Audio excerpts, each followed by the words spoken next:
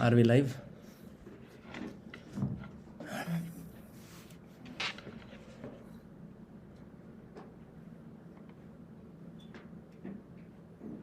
क्या हम लाइव हैं? कैसे पता चलेगा?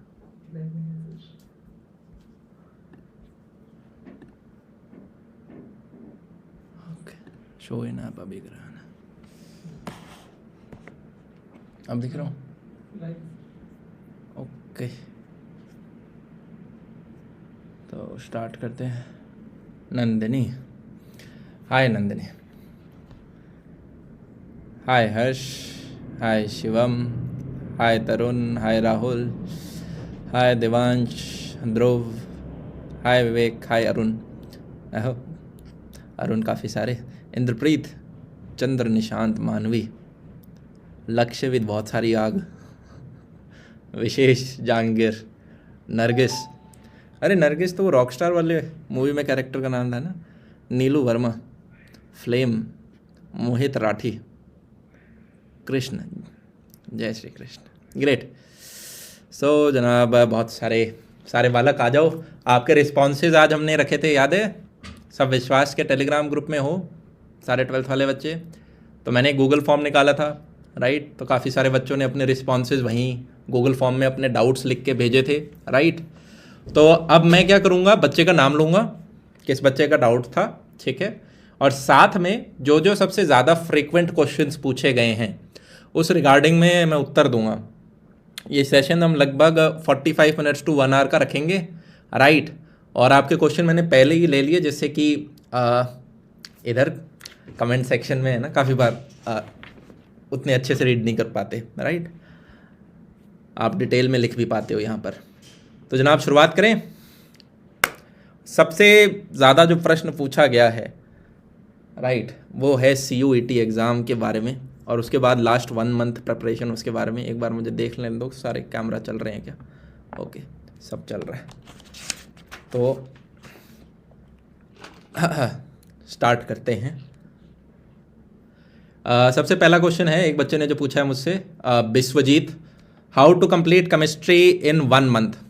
जनाब, केमिस्ट्री एग्ज़ाम के लिए जो हमारी बाइबल है वो है हमारी NCERT।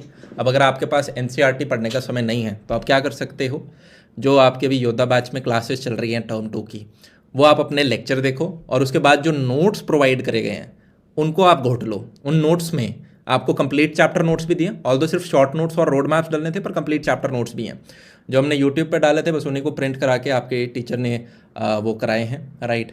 तो उनको घोट लो and you are good to go. मतलब यही करना है। और यार इस बार तो मतलब काफ़ी लंबा गैप है एग्ज़ाम्स के बीच में, और केमिस्ट्री का पेपर है वो रिलेटिवली 5 में सबसे आसान आता है अगर हम पिछले 5 साल के देखें। तो आपको क्या करना है, चैप्टर की थ्योरी समझनी है, नोट्स लेने हैं, और उन नोट्स को 4 से 5 बार घोटना है। मैं दोबारा रिपीट कर देता हूँ, 4 से 5 बार करना है। अगर आप रिवाइज नहीं करोगे याद नहीं रहेगा। पहली बार में आप लिख सकते हो कि मान लो आपने जो नोट्स देखे उनको पूरा मत लिखो, चाहे उनको यूँ लिख लो कि उनका एक थोड़ा प्रतिशत लिख लिया, पर लिखो ज़रूर, सिर्फ रीड मत मारना उनकी। चाहे आप 50% लिखना चाहते हो, कुछ मेरे जैसे बच्चे होते हैं जिनको 100% लिखने की आदत होती है, कुछ जिनको कम होता है, तो पहली बार में 50% लिख लिया, फिर अपने सेकंड रिवीजन में आप कम कर सकते हो, ठीक है? इसको 20% रूल भी कहा जाता है कि मान लो आप 10 पन्ने नोट्स के हैं तो उनमें से 10 पन्नों को पढ़ने के लिए आप सिर्फ 2 ही पन्ने लिख रहे हो जो इंपॉर्टेंट है, और फास्ट हैंड राइटिंग के साथ, तो हाथ को भी याद होगा आपको, राइट? कोई इशू आ रहा है? ठीक है, नेक्स्ट क्वेश्चन की तरफ यार बढ़ते हैं। ये बच्चे ने पूछा है, भैया क्या CUET एग्ज़ाम हो रहा होगा और क्या इसके लिए कोई कोर्स आएगा? देखो, एग्ज़ाम तो पक्का हो रहा होगा, ये तो आ चुका है, और हाँ इसके ऊपर यार हम अभी बहुत अच्छे से वर्क कर रहे हैं, और आपको काफ़ी जल्दी इस पे सॉल्यूशन मिल भी रहा होगा। है क्या कि यार CUET एग्ज़ाम को अगर हम देखें तो अभी तक जो गाइडलाइंस आई हैं, ठीक है, मैं आपको दूसरे कैमरा में दिखाने की कोशिश करता हूँ।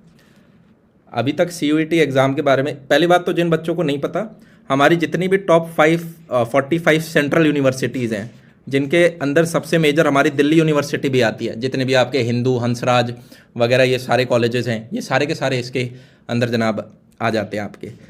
तो अब ये जो एग्ज़ाम है। सेंट्रल यूनिवर्सिटीज़ ये जो 45 हैं इनके लिए तो मैंडेटरी है ही, साथ में जो स्टेट यूनिवर्सिटीज़ हैं वहाँ पे भी सरकार ने कहा है, यूजीसी ने, कि भाई आप भी इसको रिकमेंड इस्तेमाल कर सकते हो। 3 सेक्शन होंगे इसके अंदर। पहला है सेक्शन 1 जो अभी तक बताया गया है, दूसरा है सेक्शन 2 और तीसरा है सेक्शन 3।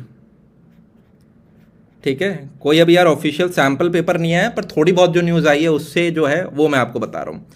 अब सेक्शन 1 के अंदर भी 2 पेपर होंगे, एक पहला ए पेपर है और दूसरा बी पेपर है। ये यार कंपलसरी है, आपको हर बच्चे को देना ही पड़ेगा। ठीक है, और ये मतलब ये मैंडेटरी नहीं है, ये ऑप्शनल है, इसको ऑप्शनल लिख सकते हो आप। इसके अंदर आपकी 13 लैंग्वेजेज हैं। किसी बच्चे की मराठी हो सकती है, तेलुगु हो सकती है, मलयालम हो सकती है। ठीक है, मेजॉरिटी बच्चे होंगे उनकी इंग्लिश होगी, कुछ बच्चों की हिंदी हो सकती है। तो मान लो अगर आपकी इंग्लिश है तो आपका इंग्लिश का पेपर हो रहा होगा।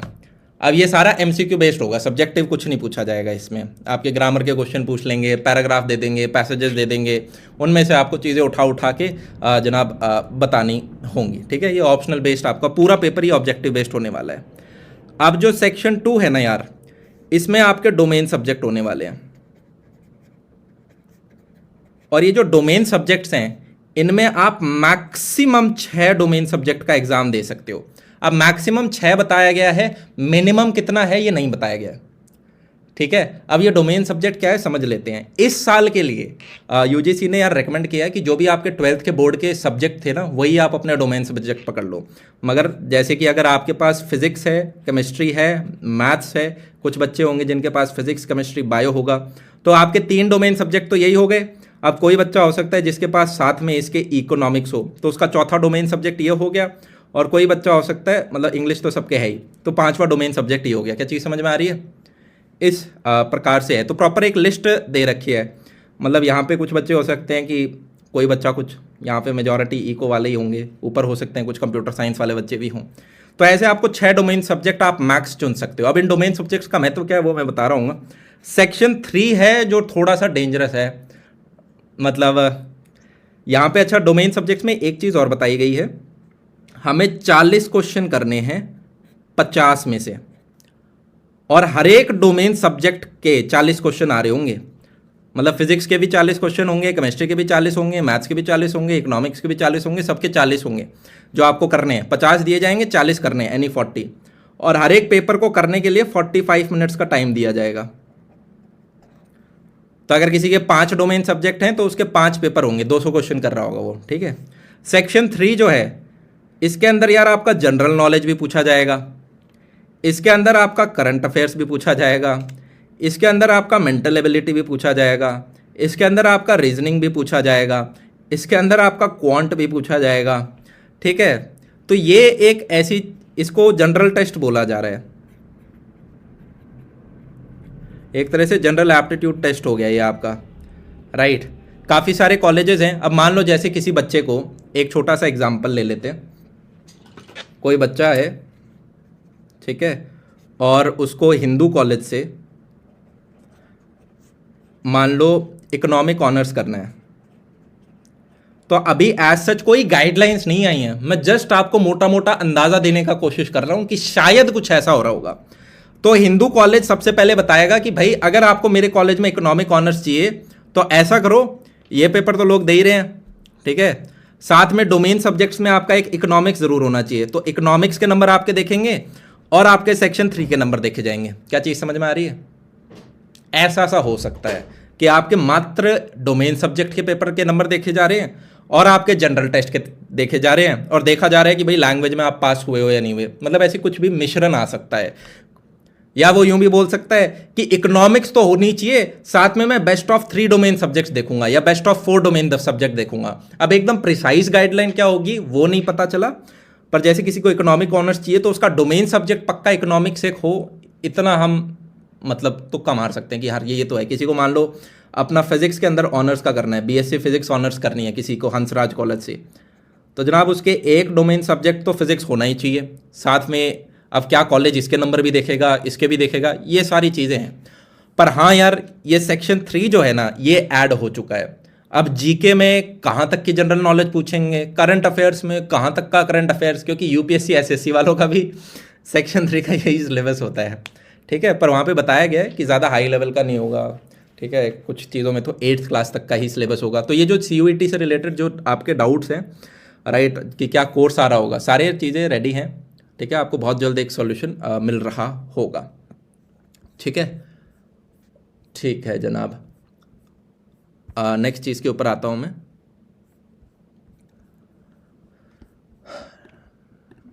नेक्स्ट एक बच्चे ने डाउट पूछा है, how to write answer in board exam. इसके लिए एक अलग से संडे सेशन यार लिया जाएगा, राइट, कि किस प्रकार से पेपर प्रेजेंटेशन हमें रखना चाहिए। बहुत सिंपल चीज़ें होती हैं यार, चाहे आपकी हैंड राइटिंग गंदी हो पर क्लीन पेपर होना चाहिए। कुछ बच्चों की हैंड राइटिंग गंदी है, वो लास्ट के 2 महीनों में तो क्या ठीक कर लेंगे। मैंने एक वीडियो बना रखा है बाकी, how to improve your handwriting. कुछ सर्टेन चीज़ें होती हैं यार जिनको आप ध्यान रखते हो कि आप अपने लंबा और पतला अच्छा लगता है, लंबा और पतला अक्षर अच्छा लगता है। अगर आप उसकी हाइट ठीक दे रहे हो, ठीक है, वो थोड़ा पतला है साइज़ में, जैसे एक छोटा सा मैं एग्जांपल, बाकी इसके ऊपर प्रॉपर डेडिकेटेड सेशन बाद में जनाब लिया जाएगा। एक सेकंड, मैं इसको है ना यहाँ रख देता हूँ, थोड़ा सा मुझे आपके, ठीक है। जैसे अगर मुझे एप्पल लिखना है, अब क्या है कि लाइन वाली वो होनी चाहिए थी, तभी आपको समझ में आएगा। और एक बच्चा हो सकता है जो एप्पल ऐसे लिखता है,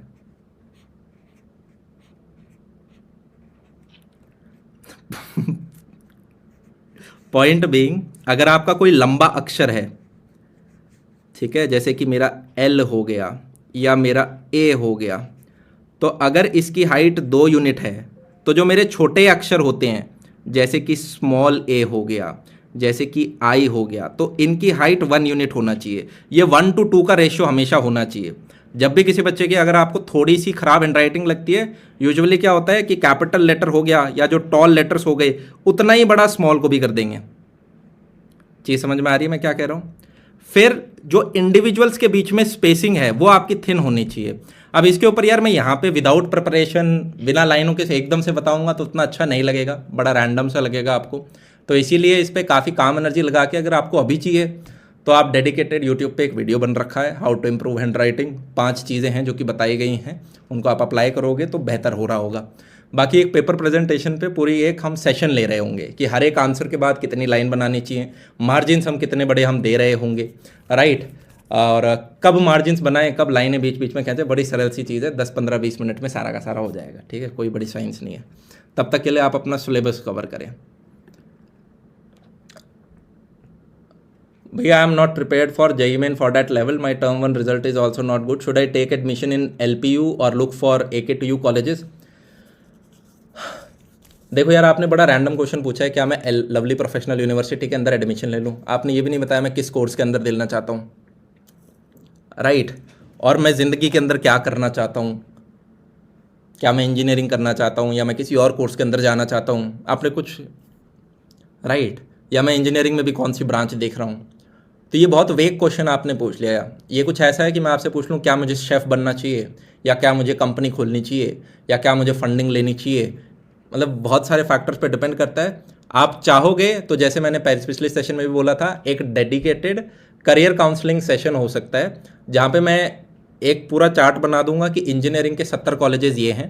अच्छा जी, ये लगभग 20 प्राइवेट कॉलेजेस हैं, जिसमें LPU, MIT, Sharda, Bennett university हो गया, या फिर ये आपके जैसे AKTU हो गया, या आपके साउथ के SRM, VIT हो गए, ठीक है। इन सब कॉलेजेस को कंसिडर करके आपको बताया जा सकता है कि यार ये इतने इतने पैसे लेंगे, इतने इतने इनके एवरेज पैकेज होंगे, ये इन कॉलेज का एनवायरनमेंट है, और क्या आपको इन्हें परसू करना चाहिए या नहीं करना चाहिए, ठीक है। एक चीज़ का ध्यान रखना, NIRF रैंकिंग को देख के किसी भी कॉलेज में एडमिशन मत लेना। वो भगवान जाने किस प्रकार से रैंकिंग निकाली जाती हैं। कुछ प्राइवेट कॉलेजेस हैं जिनकी रैंक टॉप 10 कॉलेजेस में डाल दी है, इंडिया के IITs तक को नीचे गिरा दिया है। तो मुझे नहीं पता वो किस प्रकार से रैंकिंग होती है, आप उसको मान मत लेना, ठीक है। प्रॉपर इस पर एक लंबा सेशन रखा जा सकता है। तो एक पेपर प्रेजेंटेशन पे सेशन रख लेंगे, एक आपका कॉलेज सिलेक्शन एंड करियर पे सेशन रखा जा सकता है। पर जब तक आपके पेपर नहीं हैं यार, तब तक मैं क्या करूँगा, जर्नलिज्म करूँगा, लीगल करूँगा, इंजीनियरिंग में जाऊँगा, क्या करूँगा, हायर स्टडीज़ जाऊँगा, इससे अपने दिमाग को बिजी मत रखो, पढ़ाई पे ध्यान रखो। कभी कभी है ना हमारा दिमाग हमें बेवकूफ़ बनाता है कि यार ये चीज़ मेरे पेपर आ रहे हैं, बोर्ड पेपर आ रहा है, CUET आ रहा है, इसके बारे में नहीं सोचूंगा, बाद में क्या करना है उसके बारे में सोचूंगा। पेपर तो देने ही पड़ेंगे, ठीक है। करियर के ऊपर प्रॉपर डेडिकेटेड सेशन ले लेंगे, आपको क्लैरिटी हो जाएगी। सर मेरे स्कूल में प्रैक्टिकल चल रहे हैं, मेरा बहुत कुछ छूटा जा रहा है, क्या करूं? देखो प्रैक्टिकल तो इंपॉर्टेंट है, तो अभी प्रैक्टिकल के ऊपर आप ध्यान दो। और उसके बाद ये रिकॉर्डेड लेक्चर्स अवेलेबल हैं, ज़्यादा सिलेबस है नहीं, इनको पकड़ पकड़ के वॉच कर लेना, ठीक है। Last 1 month preparation tips, how to do revision in physics.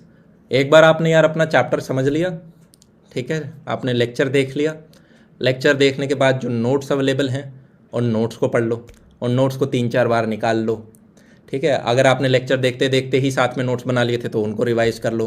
बाकी हमने जो extra notes, complete chapter notes provide करें, उसके अंदर प्रीवियस ईयर क्वेश्चंस भी बीच में डाल रखे हैं, तो वो अच्छे लगेंगे आपको, राइट। और उसके बाद NCERT से बाहर मत जाना, उसके सॉल्व एग्जाम्पल्स निकाल लो, बैक एक्सरसाइज कर लो, जो क्वेश्चंस में फंसे हो उनके स्टार लगा लो, क्योंकि NCERT भी मल्टीपल टाइम्स निकालनी होती है। तो मान लो आपने अंदर 15 सॉल्व एग्जाम्पल्स करे और आपको लगता कि यार 15 में से मेरे को तो 10 नहीं आए, तो उन 10 के 10 के स्टार मार लो और उनको दोबारा करो। फिर जब तीसरे रिवीजन में आओगे तो आपको लगेगा कि यार अब 15 में से मेरे को लगभग ये 4 हैं जिनमें दिक्कत होती है, तो उनको डबल स्टार बनाओ और तीसरा रिवीजन उन 4 का ही करेंगे। लेफ्ट राइट की डिस्ट्रैक्शंस भूल जाओ। काफ़ी बच्चों ने ये बोला कि भैया हमसे फोकस नहीं हो पाता, बोर्ड एग्जाम आ रहे हैं हमसे फोकस नहीं हो पा रहा, तो किस दिन फोकस करेंगे हम? फोकस तो किसी बच्चे से नहीं हो रहा। सबसे बड़ी बीमारी अगर आज के दिन आप पूछोगे जिसकी वजह से बच्चे नहीं पढ़ पा रहे, वो यही है, अटेंशन स्पैन बहुत ज़्यादा कम हो गया हमारा, ठीक।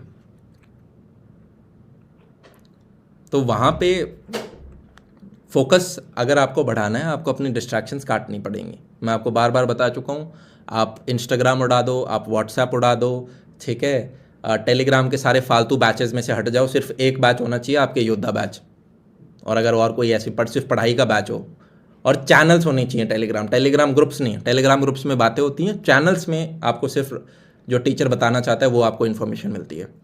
आप चाहो तो यूट्यूब को भी उड़ा दो, राइट। और अपने सिर्फ एक जोन में रहो, अपनी टेबल कुर्सी के ऊपर बैठो, रोज़ सुबह एक टाइम पे उठो, 8 बजे उठ रहा हूँ, 9 बजे उठ रहा हूँ, बैठ के पढ़ाई करना स्टार्ट करो।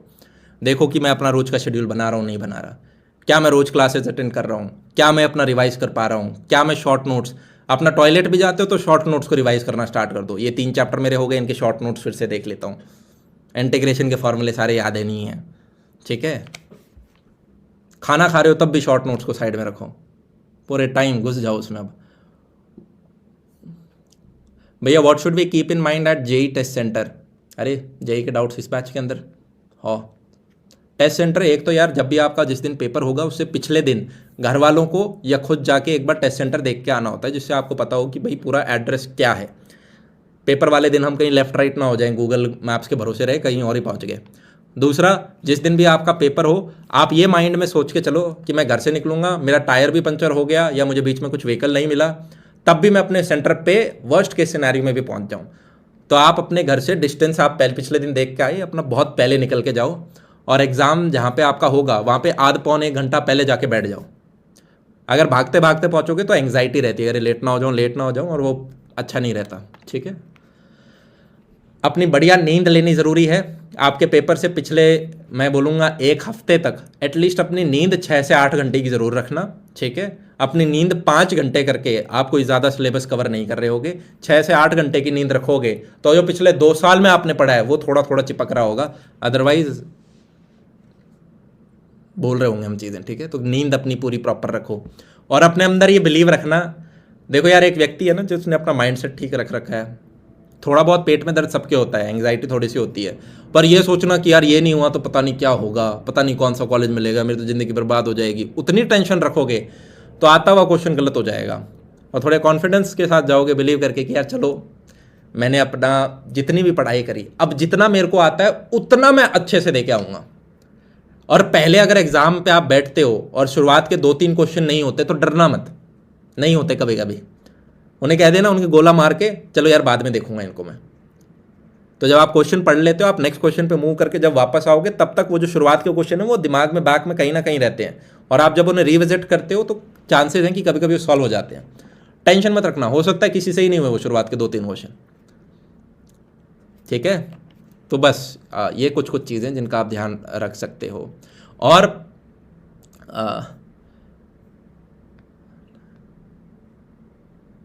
भैया it's almost time for our term two board exam, Ishita पूछ रही है, but I am still not sure what to do in my life. भैया please tell me your opinion, is psychology a good option? अरे यार Ishita, psychology नहीं, मैं कह रहा हूँ आप चाहे इस देश में चाय बेचो, झाड़ू लगाओ, इंजीनियर बनो, डॉक्टर बनो, लॉयर बनो, कुछ भी बनो, आप उस काम में सबसे बेहतरीन होने चाहिए। देखो मैं एक छोटा सा उदाहरण दे देता हूँ, ठीक है, छोटा सा उदाहरण दे देता हूँ मैं। अगर आप सिर्फ अपने लोकल एरिया में सबसे बेहतरीन क्या बोलूँ मैं, मिठाइयों की दुकान आपने खोल रखी है, अगर बहुत ही लिए एग्जाम्पल मैं ले रहा हूँ, कोई प्रोफेशनल डिग्री वगैरह कुछ नहीं, एक मिठाई की दुकान का एग्जाम्पल ले लेते हैं।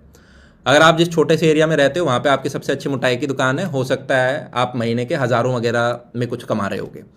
अगर थोड़ा प्रॉपर बड़ा एरिया ले लें 15-20 किलोमीटर का, और उसमें आपकी सबसे अच्छी दुकान है, तो हो सकता है आप महीने में लाखों का गल्ला कर रहे हो। फिर अगर आपका ऐसा है कि भाई पूरे स्टेट में यूँ बोला जाता है कि भाई गुजरात जा रहे हो तो उस पर्टिकुलर दुकान में ज़रूर जाना, या राजस्थान जा रहे हो तो इस पर्टिकुलर दुकान में ज़रूर जाना, बहुत अच्छा रेस्टोरेंट है जी, बहुत अच्छी मिठाई बेचता है, तो हो सकता है आपका गल्ला जो है वो हायर लैक्स में जा रहा हो। और अगर आपका इंडिया लेवल में एक नाम है कि आप हल्दीराम हो, आप बीकानेर वाले हो, तो आपका जो गल्ला है फिर वो करोड़ों सैकड़ों करोड़ों में जा रहा होगा। तो प्रश्न ये है कि आप किस लेवल पर खेल रहे हो, ठीक है। शुरुआत के जैसे जैसे आप साल लगाते जाते हो, 2-3 साल में आप काम सीखते हो, फिर 1-2 साल में आप हो सकता है अपने रीजन में बेहतरीन हो रहे हो, फिर 2-3 साल आप और लगाते हो तो हो सकता है एक बड़े रीजन में अच्छे हो रहे हो, फिर 2-3 साल और लगाते हो तो हो सकता है भाई आप अपने लगभग 2-4 डिस्ट्रिक्ट में या स्टेट वाइज, अब प्रोफेशन टू प्रोफेशन डिपेंड करता है ना, मैं यूँ नहीं कह सकता कि भाई गुजरात का सबसे अच्छा सॉफ्टवेयर इंजीनियर ये है, पर आप मेरी भावना समझ गए, राइट। तो जैसे जैसे आप एक पर्टिकुलर डोमेन में अच्छे जाओगे, पैसा अपने आप आता है। चीज समझ में आई? और अभी बोर्ड एग्जाम पे ध्यान दो, क्या करूंगा करियर पे, ये सारे बच्चे सोचते हैं पेपर से पहले, और वहीं सबसे ज्यादा टाइम वेस्ट होता है।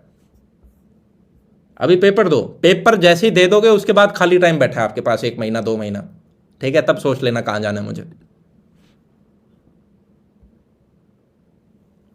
भैया how to increase the study time, बढ़िया 6 से 8 घंटे की नींद लो यार, ठीक है, और उसके बाद जो बचा हुआ सारा समय वो पढ़ाई पे लगा दो। अपना दिन का 1-1.5 घंटा खाने का निकाल लो, अपना 1-1 घंटा अपना फ्रेश होने का लगा लो, आधा घंटा में भी आप थोड़ा वॉकिंग वगैरह का निकाल लो, इसके बचा हुआ जो टाइम है वो सारा का सारा पढ़ाई के ऊपर लगा दो, बस इतना ही है, ठीक है। आपको ये नहीं देखना कि मैं पढ़ूंगा कितने घंटे, आपको ये देखना है कि मैं बाकी फालतू काम कितनी देर करूंगा। अच्छा जी 6 से 8 घंटे तो सोना है, ये ज़रूरी है, बाकी फालतू काम में हो गया चलो 1.5 घंटे खाना खाना हो गया, 1 घंटा भाई फ्रेश हो गए उसका हो गया, ठीक है, थोड़ा 15 मिनट वॉक हो गया, चलो जी, तो मैं 8 घंटा सो गया और मैं 3 घंटे मैंने और एक्स्ट्रा निकाल लिए, तो 11 घंटे पे तो मेरा कंट्रोल नहीं है, पर बचे हुए जो 13 घंटे हैं वो सारे पे मैं पढ़ रहा हूँ बैठ के, ठीक है। और ऐसे यूँ है ना, नर्वस नहीं होना अगर 13 घंटे नहीं हो रहे हैं, 9-10 घंटे भी कर रहे हो तो ठीक है, बोर्ड एग्जाम ही यही है, ठीक है। क्या कह रहे हो भैया, 9-10 भी बहुत ज़्यादा बोल रहे हो, मैं तो 4-5 घंटे ही कर रहा हूँ। अब पेपर आ गया, थोड़े से सीरियस हो जाओ, CUET का भी पेपर आने वाला है, ठीक है। तो आप जो भी अगर स्पेशली फिजिक्स केमिस्ट्री मैथ्स को भी देख रहे हो यार, जो आपके डोमेन सब्जेक्ट्स हैं वो डोमेन सब्जेक्ट्स तो वही रहेंगे। CUET में भी फिजिक्स पूछी जाएगी, केमिस्ट्री पूछी जाएगी, मैथ्स पूछी जाएगी, बायोलॉजी पूछी जाएगी। अरे हाँ या ना, वो जो सेक्शन 3 का जनरल एबिलिटी वाला पेपर है वो एक नया होगा। तो अभी आप पेपर को सब्जेक्टिव नज़रों से देख रहे हो, बस वहाँ पे ऑब्जेक्टिव क्वेश्चन पूछे जाएंगे, तो जो भी आप पढ़ रहे हो वेस्ट नहीं होगा। भैया can I crack JEE this year, now I am in class 12th। Now I am in class 12, मतलब 11th से जस्ट 12th में घुसे हो, तो इस बैच में कैसे हो? मतलब हाँ यार, कोई भी बच्चा जब 12वीं में जो घुस रहा है वो हाँ JEE क्रैक कर सकता है, क्यों नहीं कर सकता? मतलब आप पे समय है, राइट। भैया I am only doing NCERT questions and will do sample paper at last, is there anything जो मुझे और कुछ करना और कुछ करना चाहिए? दक्षराज यार, ये तो मैंने सब्जेक्ट वाइज सारे बताए थे। अगर आपको केमिस्ट्री करनी है, लेक्चर देखो, नोट्स देखो, उसके बाद NCERT के सॉल्व एग्जाम्पल्स बैक एक्सरसाइज करो, ये 3rd प्रायोरिटी बताई थी, 4th प्रायोरिटी पे प्रीवियस ईयर क्वेश्चंस बताए थे मैंने। और जब ये सारे हो जाएं तो जब हमारा पेपर आ रहा होगा उससे पहले हम कुछ सैम्पल पेपर कर लेंगे। सैम्पल पेपर करने का हमारा उद्देश्य ये होता है कि क्या मैं टाइम पे पेपर खत्म कर पा रहा हूं, और जब जिस दिन मैं पेपर देने जाऊं उस दिन मुझे पता हो कि किस प्रकार का पेपर आता है, कितने क्वेश्चंस आते हैं, कितने सब पार्ट्स आते हैं, वो सारी चीज़ें मुझे पता हो। मुझे यूँ ना लगे ओहो नया सा दिख रहा है ये तो। ठीक है, पेपर पैटर्न से रूबरू होने के लिए सैम्पल पेपर किया जाता है। तो प्रायोरिटी नंबर 1 थ्योरी वीडियोस जो आपके हैं, फिर दूसरी प्रायोरिटी पे आपके नोट्स हैं। ये दोनों जब कर लिए तो उसके बाद आपके एनसीईआरटी के solved examples, back exercise question है। ये तीनों जब हो गए उसके बाद प्रीवियस ईयर क्वेश्चंस करो चैप्टर वाइज जो हैं, और ये चारों जब हो जाएं तो जब हमारा पेपर पास में हो रहा होगा उससे पहले हम सैंपल पेपर्स कर लेंगे। ठीक है, फिजिक्स के अंदर sample papers are important, paper लंबा होता है। इंग्लिश के अंदर बच्चों को लंबा लगता है, मैथ्स के अंदर बच्चों को लंबा लगता है। इन तीन के sample papers are important. Computer science हो गया, ये केमिस्ट्री हो गया, ये बच्चे यूजुअली कर लेते हैं, तो 2-3 सैंपल पेपर भी काफ़ी है। ठीक है,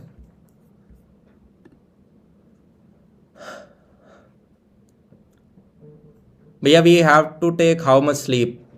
अरे आराम से अपना 6 से 8 घंटे की नींद लो। किसी के लिए 6 साढ़े 6 घंटे काफ़ी होते हैं, किसी के लिए 8 काफ़ी होते हैं, जो जैसे बच्चे आप हो वैसा ले लो। 6 से कम कम है।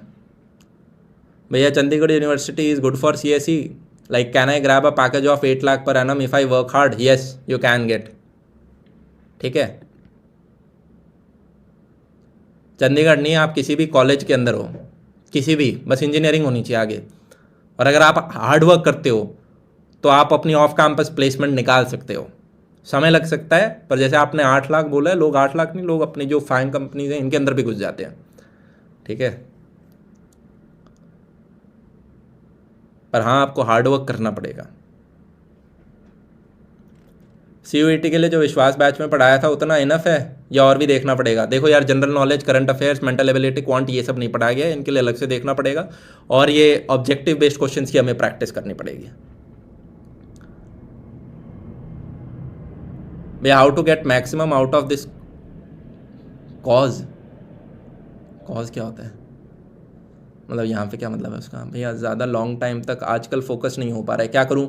इंस्टाग्राम की रील देखना बंद कर दो, शॉर्ट्स देखना बंद कर दो, दोस्तों से बात करना बंद कर दो, टीवी देखना बंद कर दो। ठीक है, मम्मी पापा भाई वगैरह इन सबसे बात करना बंद कर दो, सबसे बंद कर दो, और सिर्फ किताबें अपने सामने रखो और देखना 5-6 दिनों में फोकस बढ़ेगा। आपका मन करेगा फ़ोन की तरफ हाथ जाने का, पर आपकी टेबल पे फ़ोन नहीं होना चाहिए। अनटिल अनलेस आपको कुछ पढ़ने का है तो अपने फ़ोन से, इसलिए मैं कह रहा हूँ बाकी सारे ऐप्स हटा दो। अरे हाँ या ना, वो कमरा बंद करके पढ़ना, मम्मी को नहीं अंदर आने दूंगा क्योंकि छुप के कुछ देख रहा हूँ, वो सब हटा दो भैया। भैया इंटीग्रेशन सही करने का कोई टिप दे दो प्लीज़, समझ नहीं आ रहा है इंटीग्रेशन, बट प्लीज़ क्वेश्चन बनाने।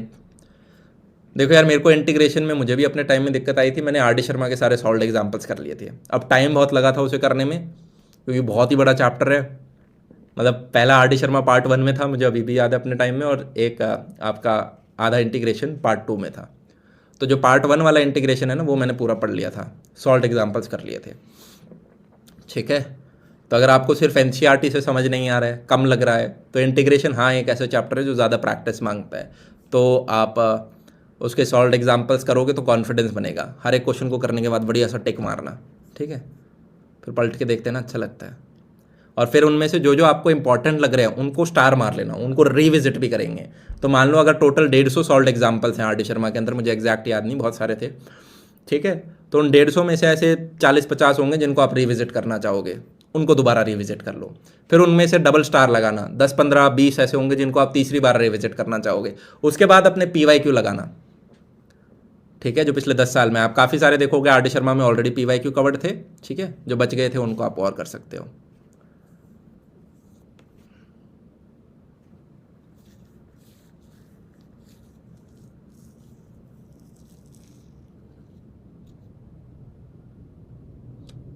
दिव्यांशु सिंह, देखो अगर आपकी फिजिक्स बहुत वीक है, प्री बोर्ड में आपके नंबर कम आए हैं, काफ़ी कम आए हैं, मैं एक मैजिकल सॉल्यूशन बताता हूँ इसका। फिज़िक्स पढ़नी पड़ेगी। ठीक है, जिस सब्जेक्ट में हमारे कभी कभी कम नंबर कम आते हैं ना, हम उससे दूर हो जाते हैं, बल्कि हमें करना क्या होता है कि उसके ऊपर और टाइम लगाना है। आपके मैथ्स में नंबर इसलिए आ रहे हैं क्योंकि आपने मैथ्स को ज़्यादा समय दिया है, केमिस्ट्री में नंबर इसलिए आ रहे हैं क्योंकि केमिस्ट्री को ज़्यादा दिया है। जिस भी सब्जेक्ट के आप में नंबर ज़्यादा आ रहे हैं उस सब्जेक्ट को आपने ज़्यादा समय दिया है, जिसमें कम आ रहे हैं उसको कम समय दिया है। राइट, अब नेहा के साथ टाइम स्पेंड कर नहीं रहे, अब कह रहे हो नेहा बात मान नहीं रही, ठीक है, तो ये सब्जेक्ट नेहा ही है।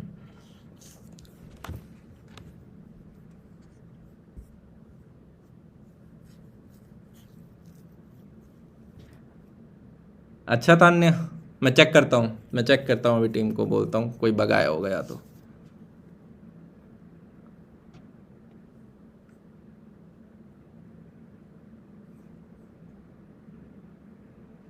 समर्थ सिंह, आपको सिर्फ इस चीज़ पे ध्यान रखना है कि जितने आपके लेक्चर्स दे रखे हैं इन सबको बढ़िया तरीके से पढ़ो, अपना नोट्स करो। अभी भी लेट नहीं है, अगर आपने टर्म 2 के लिए पढ़ाई स्टार्ट कर रहे हो काफ़ी टाइम है, पर हाँ आपको हर दिन 8-10 घंटे बैठ के मिनिमम पढ़ना पड़ेगा। मिनिमम 8 घंटे तो लगाने ही चाहिए हर एक बच्चे को, ज़्यादा नहीं लगा सकते तो। और घंटे मत देखो यार, ये देखो अपने आप से कम्पीट करो कि क्या मैं कल से बेहतर कर सकता हूँ। इसका मतलब ये भी नहीं है कि पहले ही दिन जाके 14-15 घंटे लगा दिए और इतने थक गए कि दूसरे दिन लेटे पड़े हम, ठीक है।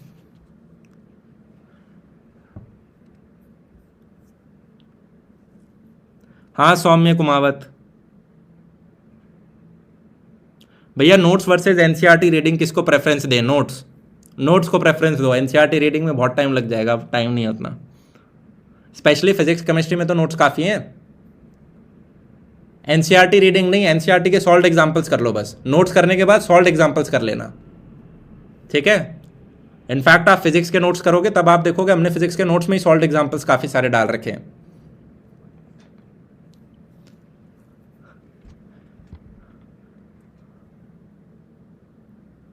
भैया ओवर थिंकिंग कैसे काम करूं? देखो, अगर आपको रात को नींद नहीं आ रही है या ओवर थिंकिंग कर रहे हो, मेरे पापा कहा करते थे कि आपने बढ़िया मेहनत नहीं करी है। जिस दिन एक दिन है ना, किसी दिन बहुत सारी मेहनत करना, अब चाहे फिजिकल हो कि एक राउंड के 10 चक्कर काट लिए, या मेंटल हो कि बहुत ज़्यादा बैठ के पढ़ लिए कुर्सी के ऊपर, उस दिन देखना नींद बहुत जल्दी आएगी आपको, क्योंकि थक रखे हैं, बॉडी को चाहिए नींद। तो ओवर थिंकिंग कि मैं करियर में क्या करूँगा, आगे क्या होगा, मेरा दोस्त कहाँ जाएगा, राहुल कहाँ जाएगा, नेहा कहाँ जाएगी, कौन सी स्ट्रीम अच्छी है, कहाँ पैकेज अच्छे मिलेंगे, is engineering good for students, is फलाना thing good for students, should I do this versus this, ठीक है, हायर ग्रेजुएशन स्टडीज़ वगैरह, ये सब अगर अभी आप सर्च कर रहे हो तो आप मात्र अपना टाइम वेस्ट कर रहे हो, आपका दिमाग आपको बेवकूफ़ बना रहा है। बोर्ड एग्जाम पहले दे लो, उसके बाद आपके पास 1 से 2 महीने होंगे, तब आप बैठ के इन सारे ऑप्शंस को एक्सप्लोर कर सकते हो, राइट। भैया is NCERT sufficient for CUET? Puja Rai, अभी जो हमारे गाइडलाइंस आए हैं 3 पेपर हैं उसके अंदर, सेक्शन 1 लैंग्वेज पेपर है, सेक्शन 2 हमारा डोमेन सब्जेक्ट्स होने वाला है। अब डोमेन सब्जेक्ट्स में हाँ जी सिर्फ एनसीईआरटी से सिलेबस आ रहा होगा, पर ऑब्जेक्टिव बेस्ड पेपर आ रहा होगा। तो yes NCERTs are enough, but yes we will need practice of objective type questions, ठीक है, जिससे स्पीड बढ़ रही हो, क्योंकि हमें 45 मिनट्स के अंदर 40 क्वेश्चन करने हैं। अब केमिस्ट्री के अंदर तो चलो मेरे को समझ में आ रहा है, ऑर्गेनिक है, इनऑर्गेनिक है, रटा पड़ा है, सीधा मैं टिक मार दूंगा। बायोलॉजी में भी चलो पेपर हो जाएगा, पर जैसे मैथमेटिक्स हो गया जहाँ पे सॉल्व करना पड़ेगा हर एक क्वेश्चन को, या फिर फिजिक्स हो गया जिसमें न्यूमेरिकल्स हो सकते हैं, तो 45 मिनट्स में अगर मुझे 40 क्वेश्चन करने हैं और रीडिंग 50 क्वेश्चन की मारनी है, 50 क्वेश्चन पढ़ूंगा उनमें से 40 करूंगा, तो मेरे को लगता है स्पीड चाहिए होगी थोड़ी सी। ऑल्दो पेपर बहुत इजी लेवल का होगा, मैं यही अज्यूम कर रहा हूँ, जेईई में जैसा कुछ भी नहीं हो रहा होगा ना, नीट जैसा हो रहा होगा, right, but still will need practice. और जो सेक्शन 3 है यार, उसके लिए तो भगवान जाने कितना जनरल एबिलिटी, कितना करंट अफेयर्स, हमने टीचर्स वीचर्स सब बस वेट कर रहे हैं कि कुछ अगर थोड़ी सी भी बाउंड्री आ जाए, क्योंकि करंट अफेयर्स तो यूपीएससी एस्पिरेंट भी पढ़ता है, ठीक है, तो क्या वो पढ़ा दें 3 महीने में, ठीक है, तो उसका बस थोड़ा सा वेट किया जा रहा है। अरे दीपक कुमार ऐसा नहीं है भैया, आप रिप्लाई नहीं कर रहे हो, लो कर दिया, क्वेश्चन तो पूछा नहीं इसमें आपने, है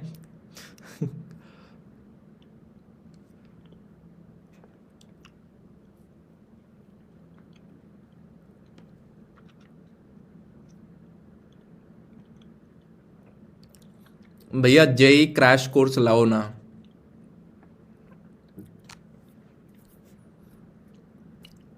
यार जेई क्रैश कोर्स है ना, कुछ होता नहीं है, मतलब अगर आपको वैसे ही है ना, तो मैंने आरंभ चैनल पे पूरी 11th का 1 शॉट डाल रखा है, वो आप देख सकते हो।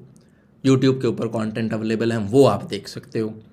क्योंकि क्रैश कोर्स का मतलब क्या है, अब टोटल 600 घंटे का कंटेंट है सिर्फ 12th क्लास का। पूरी 11th 12th अगर मैं मिला दूँ तो 1200 घंटे का कंटेंट है जो पढ़ाया जाता है। अब चलो मैं उसको स्पीड से भी खींचूँ, ठीक है, तब भी 600 घंटे मेरे को चाहिए पूरा सिलेबस कवर कराने के लिए। अब मैं तो पढ़ा दूंगा, आप पढ़ लोगे? मैं तो 2 महीने के लिए हर दिन 10-10 घंटे की क्लास लगा दूंगा टीचर से, आप पढ़ लोगे? तो वो प्रैक्टिकल चीज़ नहीं है ना, आप रिवाइज ही नहीं कर पाओगे।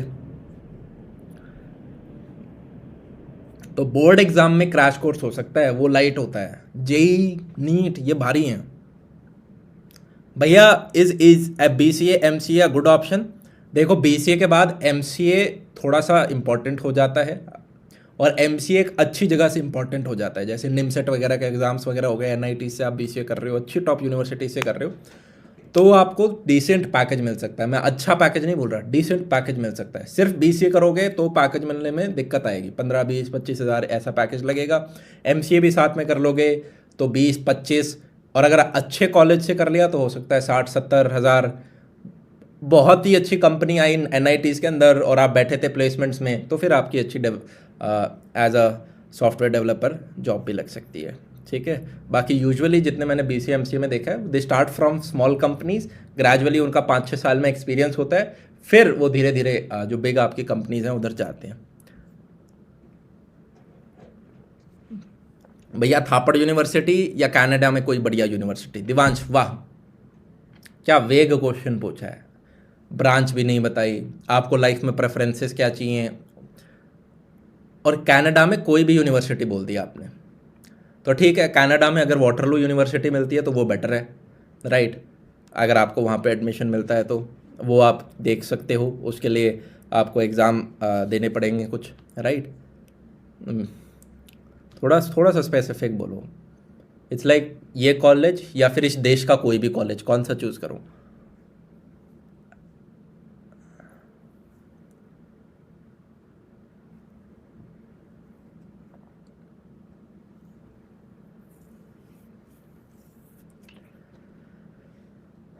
कार्तिक राणा, इस पे IIIT हैदराबाद का UG EEE एग्ज़ाम टफ है क्या? मेरे को एक बार एक लड़का मिला था, उसका JEE मेन में नंबर कम आए थे, पर UG EEE के माध्यम से उसका सिलेक्शन हो गया था IIIT हैदराबाद में। मैंने इसके ऊपर एक वीडियो बना रखा है 2 साल पहले, पर उसके बाद से मैंने इसके ऊपर टच नहीं लिया है, क्योंकि बहुत कम बच्चे है ना इस माध्यम से जा रहे होते हैं। तो आप वो IIIT हैदराबाद मेरा वीडियो देखोगे तो उसमें शायद मैंने कुछ चीज़ें मेंशन कर रखी हूँ। अभी मैं पूरा श्योर नहीं हूँ क्या अपडेट हुआ है पिछले 1-1.5 साल में, क्या सिलेबस आया है, पर हाँ UG EEE एक एग्ज़ाम है जिसके माध्यम से आप IIIT हैदराबाद के अंदर घुस सकते हो। कोई और बच्चा सुन रहा है तो वो भी इस ऑप्शन को एक्सप्लोर कर सकता है, ठीक है।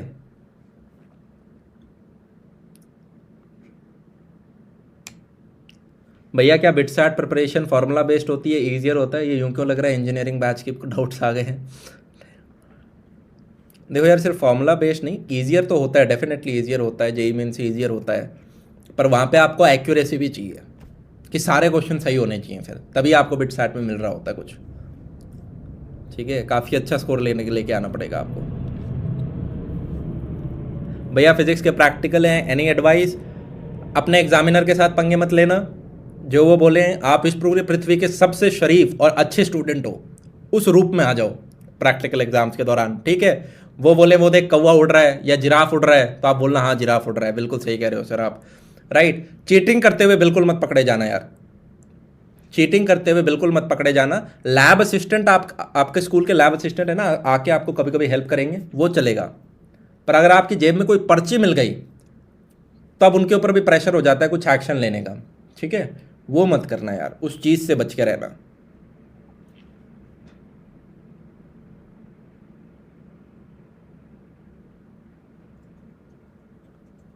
अरे ये यश चौधरी ने कहा आप रे ऑप्टिक्स के हैंड रिटन नोट्स देने वाले थे, सॉरी बेटा, अभी लिख लेता हूँ इसको, हैंड रिटन नोट्स, ठीक है। और मैं अभी देख लेता हूँ, मेरे पास अगर यहीं पड़े होंगे तो मैं आपके टेलीग्राम, ये रे मिल गए हैंड नोट्स, ठीक है। और मैं इसको अभी शेयर करता हूँ, मेरा मोबाइल कहाँ है, मैं इसको अभी शेयर करता हूँ, और टेलीग्राम ग्रुप में मैं डाल रहा हूँ सबसे पहले, ठीक है, क्योंकि बैच वैच में तो भी डालने में थोड़ा सा टाइम लग सकता है। फाइल्स में मैं गया ऑन माय फ़ोन,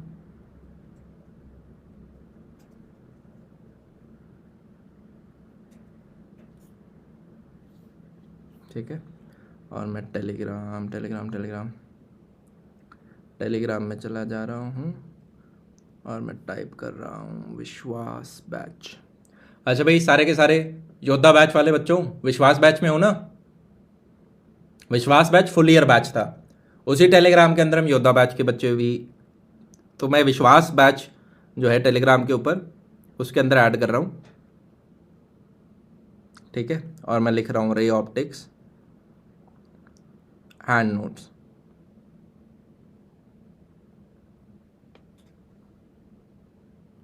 ठीक है। तो ठीक, अच्छा ये खुला हुआ था, ऊपर से सब दिख रहा था, हो ओके, नेक्स्ट के ऊपर आ जाते हैं।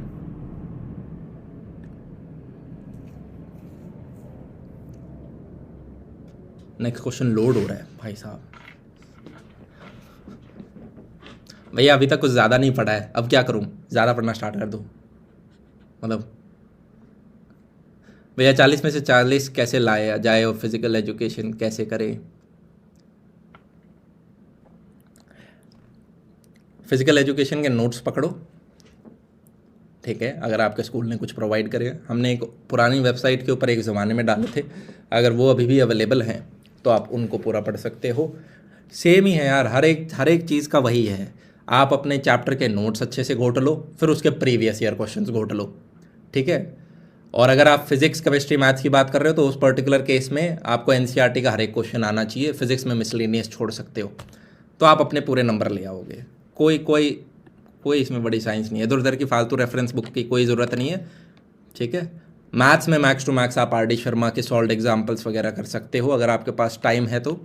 कुछ बच्चे होते हैं जो इन चैप्टर एक्सरसाइज भी कर लेते हैं, बहुत बढ़िया, इतना टाइम था तो, पर एटलीस्ट सॉल्व एग्जाम्पल्स अगर आप कर लेते हो वो भी बहुत है।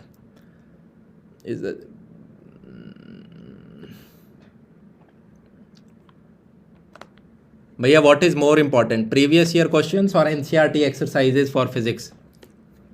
हे प्रभु, क्या दुविधा में डाल दिया।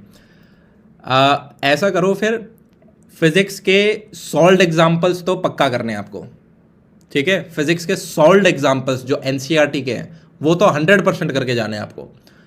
और फिर PYQs कर लो, पर PYQ में कुछ छोड़ना मत, पिछले 10 साल के सारे कर लेना, फिर कुछ छोड़ना मत उसमें। चीज़ समझ में आई? तो एनसीईआरटी सॉल्व्ड एग्जाम्पल्स और पिछले 10 साल के प्रीवियस ईयर क्वेश्चंस।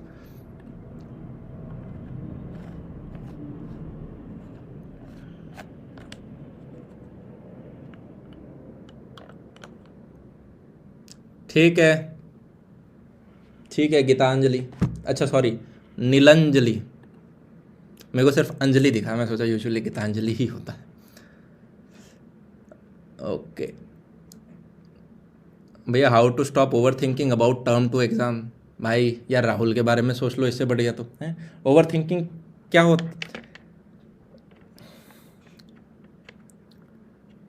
वही दोबारा बोलूँगा, फालतू ऐप्स को हटा दो, ठीक है। आपका माइंड आपके साथ खेल रहा है, आपको बुद्धू बना रहा है, वो कह रहा है मैं तेरे को पढ़ने नहीं दूंगा, मैं आपको फोकस नहीं करने दूंगा, मैं आपको चैप्टर पढ़ने ही नहीं दूंगा, मैं आपको लेक्चर वीडियो देखने ही नहीं दूंगा, मैं आपको शॉर्ट नोट्स पढ़ने ही नहीं दूंगा, ठीक है। तो आपको ये डिस्ट्रैक्शंस काटनी पड़ेंगी, तब जाके धीरे धीरे आपकी सिटिंग पावर 7-8 दिन में, रीडिंग पावर, एक जगह बैठ के किताब को पढ़ने की पावर वापस आ रही होगी। गाने वाने सब फालतू चीज़ें हटा देना, ठीक है।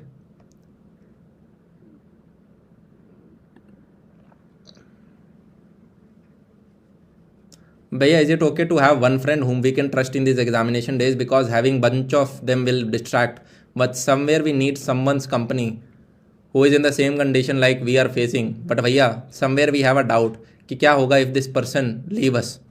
ओ भाई, हे प्रभु, ये बच्चा कह रहा है कि मैं बहुत सारे दोस्त नहीं बना रहा क्योंकि डिस्ट्रैक्शन होंगी। गुड, मैं एक दोस्त बना लेता हूँ जिससे कि मेरा साथ में बना रहे। पहली बात, वो दोस्त आपसे स्मार्ट और इंटेलिजेंट होना चाहिए, वो आपसे ज़्यादा पढ़ने वाला होना चाहिए, राइट। तब थोड़ा रबिंग इफेक्ट से ऊपर जा सकते हो, पर इस बात की कोई गारंटी नहीं है कि वो आपको सही चीज़ बताएगा, हो सकता है मिसगाइड भी कर दे कलयुग में हम, राइट। और फिर आप ये तो बिल्कुल मत सोचो वो मुझसे जुदा हो गया तो क्या होगा भाई।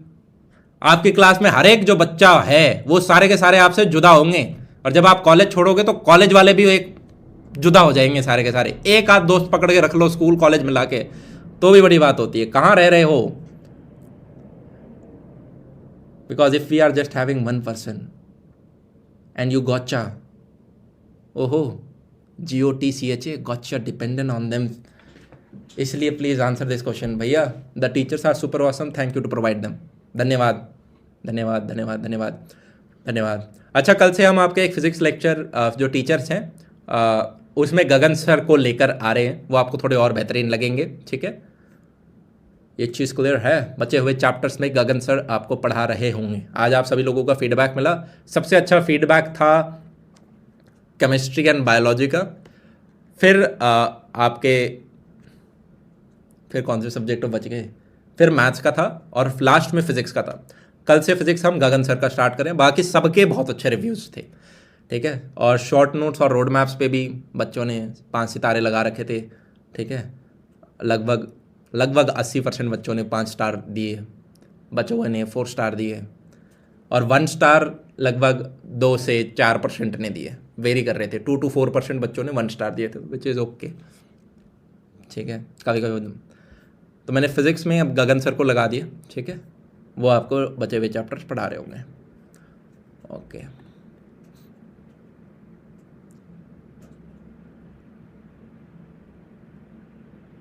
ये प्री डिसाइडेड था यार, मतलब पहले 3 चैप्टर शशांक सर पढ़ाएंगे, मतलब जो फिजिक्स के कुछ चैप्टर्स हैं, और बाद वाले हैं वो गगन सर पढ़ा रहे होंगे। दोनों टीचर्स की हमने फ़ोटो लगा रखी थी ना कोर्स पे।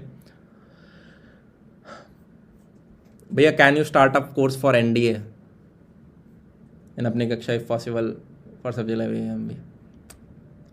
राइट नाउ CUET एकदम से आ गया है, अदर कोर्सेज भी हैं, तो अभी मैं NDA का आपको वर्ड नहीं दे सकता कि हाँ मैं करूँगा ही करूँगा, ठीक है।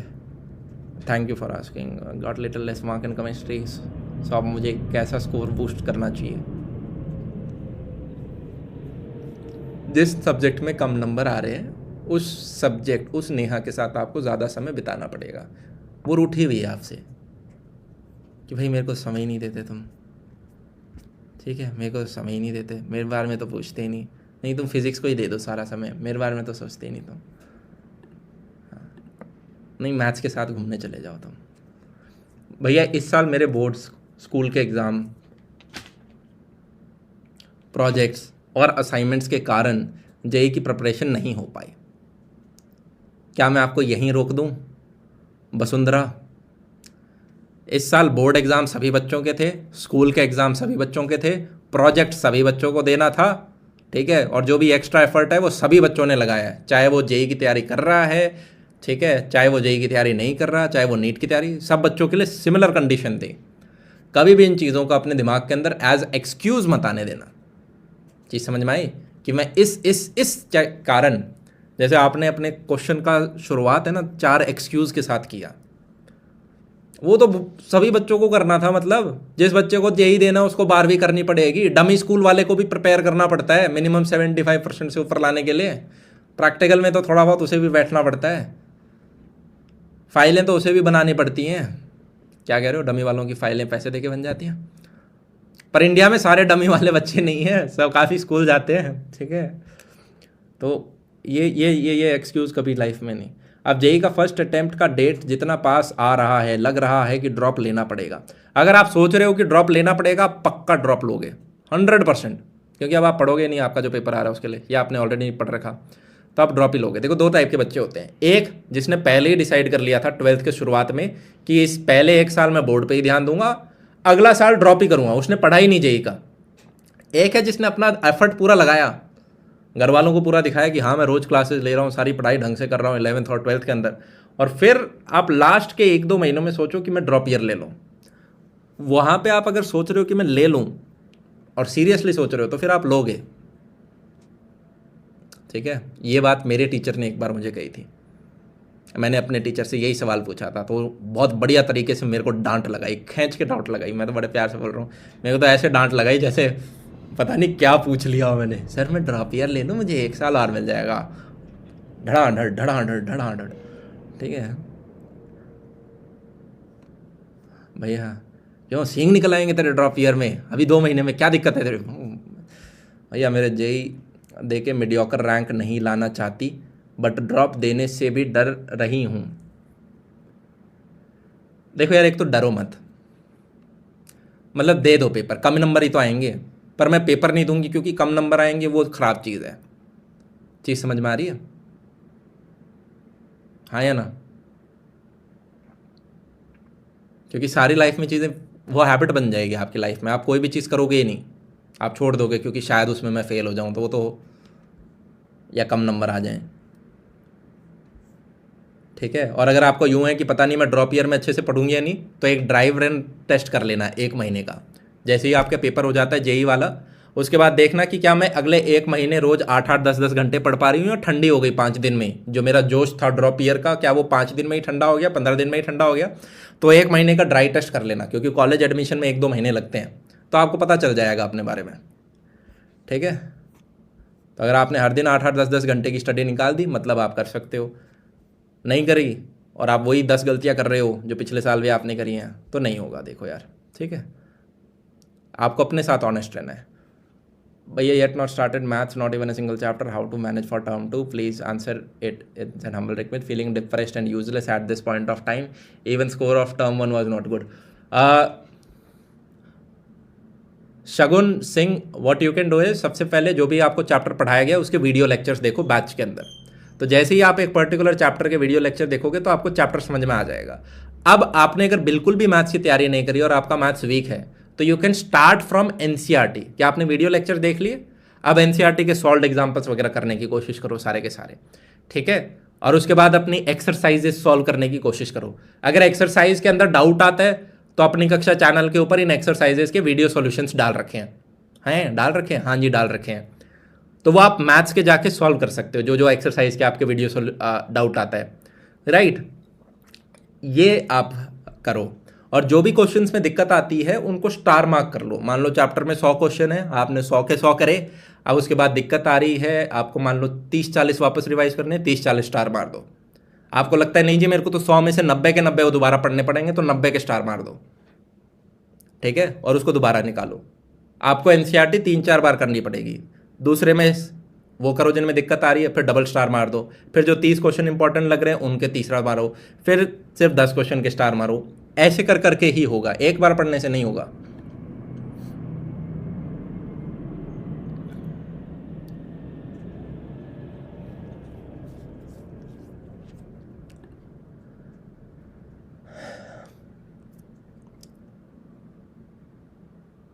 भैया जेई के लिए ड्रॉप ईयर लेना रॉन्ग है क्या? नहीं नहीं, रॉन्ग क्यों यार, बिल्कुल रॉन्ग नहीं है। बहुत बच्चे ड्रॉप ईयर लेते हैं, गलत क्यों होगा?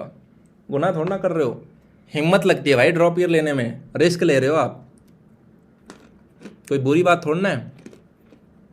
बस अपने आप से पूछ लेना, जो 10 गलतियां मैंने पिछले 2 सालों में करी है, क्या वही 10 गलतियां मैं दोबारा करने वाला हूँ? क्यों नहीं हो पाया मेरा सिलेक्शन? अपने आप से ये ऑनेस्ट क्वेश्चन पूछना और नीचे 10 रीजन लिखना। अगर उन 10 में से एक भी आप रिपीट करते हो अगले साल,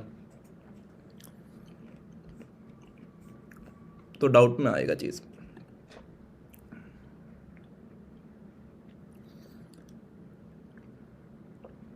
भैया how to manage both boards and CUET, क्योंकि सीयूईटी 1 महीने से भी कम में आने वाला है, ऐसा कुछ नहीं है। पहली बात तो सीयूईटी का पेपर जुलाई फर्स्ट वीक में प्रेडिक्ट किया जा रहा है। ठीक है, तो आप फर्स्ट वीक ऑफ जुलाई के हिसाब से अपना तैयारी करो। किसी ने मेरे को बोला 10 जुलाई डेट आ गई है, मेरे को अभी श्योर नहीं है, इसलिए फर्स्ट वीक ऑफ जुलाई के हिसाब से प्रिपेयर करो। और बोर्ड्स की जो तैयारी कर रहे हो, फिजिक्स केमिस्ट्री मैथ्स, ये तो आपके डोमेन सब्जेक्ट्स हैं, वैसे ही पढ़ने हैं। अरे हाँ या ना? और सभी बच्चों के पास बराबर टाइम बचा हुआ है। ऐसा तो है नहीं कोई साल की शुरुआत से जीके या करंट अफेयर्स पढ़ रहा था या मैथमेटिकल रीजनिंग एप्टीट्यूड पेपर पढ़ रहा था, तो बराबर सेम प्लेइंग ग्राउंड है। तो टेंशन नहीं लेनी, बस अपने आप से एक देखो कि क्या मैं हर दिन 8-10 घंटे की लगा के बैठ के पढ़ रहूँगा। ठीक है, और एकदम जल्दी स्टार्ट हो जाएंगी फिर आपकी यहाँ पे चीज़ें। लेवल प्लेइंग ग्राउंड है, जब भी लेवल प्लेइंग ग्राउंड है, ना ज़्यादा सिलेबस से डरो, ना ज़्यादा अटेम्प्ट से डरो, ठीक है, क्योंकि सबके लिए हैं वो चीज़ें।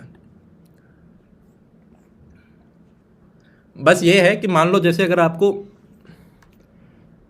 अब मेरे को एक डर लग रहा है इस CUET एग्ज़ाम में, ठीक है, कि कुछ बच्चे होते थे जो कि मान लो PCM विद कंप्यूटर साइंस है, कि 5वां सब्जेक्ट कंप्यूटर साइंस है, पर वो बच्चा जाके दिल्ली यूनिवर्सिटी में कल को इकोनॉमिक ऑनर्स पढ़ना चाहता है।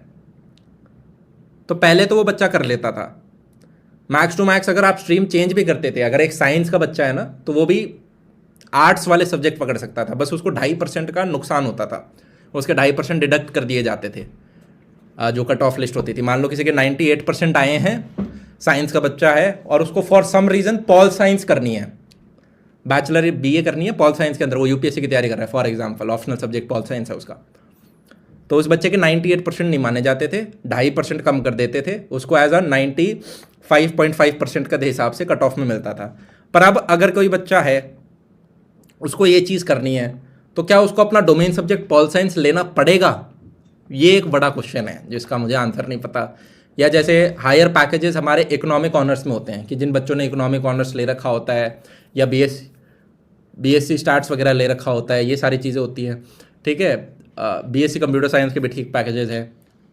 तो क्या मान लो उसका 5वां सब्जेक्ट कोई और था, फिजिकल एजुकेशन था, अब फिजिकल एजुकेशन वाला बच्चा इकोनॉमिक ऑनर्स में एडमिशन ले सकता है अगर उसने इकोनॉमिक्स पूरे साल नहीं पढ़ी, उसका डोमेन सब्जेक्ट इकोनॉमिक्स नहीं है, तो क्या वो अब 3 महीने में बैठ के इकोनॉमिक्स पढ़े? ये मेरे लिए एक बड़ा डाउट है जिसका सॉल्यूशन अभी तक मेरे को नहीं पता है। राइट, ये हुआ ना तो काफ़ी बच्चों को है ना एज मिलेगा, कुछ को नहीं मिलेगा। मान लो किसी के इकोनॉमिक्स थी पहले से, या किसी को कंप्यूटर साइंस लेनी है, उसका 5th सब्जेक्ट है, कुछ बच्चे हैं 5th सब्जेक्ट फिजिकल एजुकेशन ले लेते हैं, म्यूज़िक आर्ट्स जैसी चीज़ें ले लेते हैं। अब म्यूज़िक आर्ट्स में वो बैचलर्स करेंगे ऐसा तो ज़रूरी है नहीं, या फिजिकल एजुकेशन में बैचलर्स करें, ऐसे बहुत कम बच्चे होते हैं। समझ रहे हो क्या कह रहा हूँ? और कॉलेज ने कह दिया हिंदू में इकोनॉमिक ऑनर्स तभी मिलेगी अगर आपका एक डोमेन सब्जेक्ट इकोनॉमिक्स है, तो डरने वाली बात है उन बच्चों को। तब भाई हमें उन 2-3 महीने में बैठ के इकोनॉमिक्स पढ़नी पड़ेगी, ठीक है।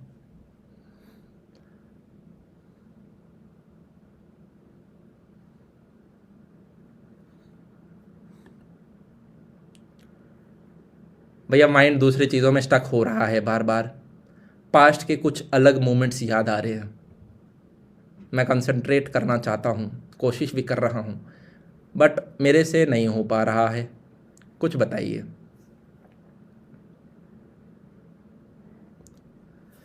मेरे को एक बार किसी ने बताया था, जैसे मान लो मेरे हाथ पे चोट लग रखी है, ठीक है, आपके भी हाथ पे कोई घाव है पुराना, पास्ट क्या है, मेरा कोई पुराना कोई घाव है, और उसको मैं बार बार ऐसे यूं करता रहूँ, हाथ रगड़ता रहूँ, शर्ट उसके ऊपर करता रहूँ, क्या होगा? वो घाव कभी ठीक ही नहीं होगा। तो अगर आप अपनी पुराने फेलियर्स, पुरानी बैड मेमोरीज, ठीक है, इन लम्हों के बारे में अगर आप सोचते जाओगे तो कैसे रिकवर करोगे, मूव ऑन कैसे करोगे? लाइफ में ये ज़रूरी होता है भाई। तो आप क्या कर सकते हो, यूजुअली मैं जो चीज़ रिकमेंड करता हूँ, थोड़ा बहुत आप अपना फिजिकल एक्टिविटी बढ़ाओ, दिन में 15-20 मिनट थोड़ी मूवमेंट करनी स्टार्ट करो, बालकनी में खड़े हो, ठीक है, थोड़ा पार्क में 15-20 मिनट, इससे ज़्यादा नहीं, 15 मिनट 20 मिनट, इससे ज़्यादा नहीं, ठीक है, क्योंकि 10-10 मिनट आने जाने में भी लग जाते हैं, तो 40 मिनट से ज़्यादा हमें फिजिकल एक्टिविटी करनी नहीं, टोटल आने जाने का टाइम इंक्लूडेड, ठीक है। और उसके बाद बढ़िया खाना खाओ, बढ़िया 8 घंटे की नींद लो, 6 से 8 घंटे नींद लो अपनी अच्छी, और अपना पढ़ाई करो। लेफ्ट राइट की डिस्ट्रैक्शंस मत देखो, व्हाट्सएप स्टेटस मत देखो लोगों के, इंस्टाग्राम स्टोरी मत देखो, लिंक्डइन मत देखो, वैसे ही आप लिंक्डइन तो शायद यूज़ नहीं करते होगे अभी।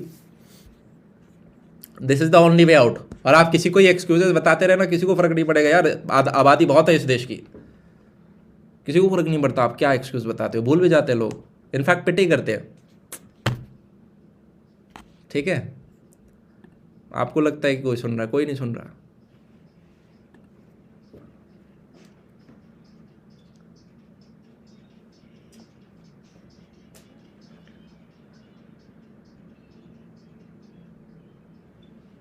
भैया कंसंट्रेशन के साथ पढ़ाई नहीं हो पा रही, खासकर फिजिक्स में थोड़ी परेशानी आ रही है,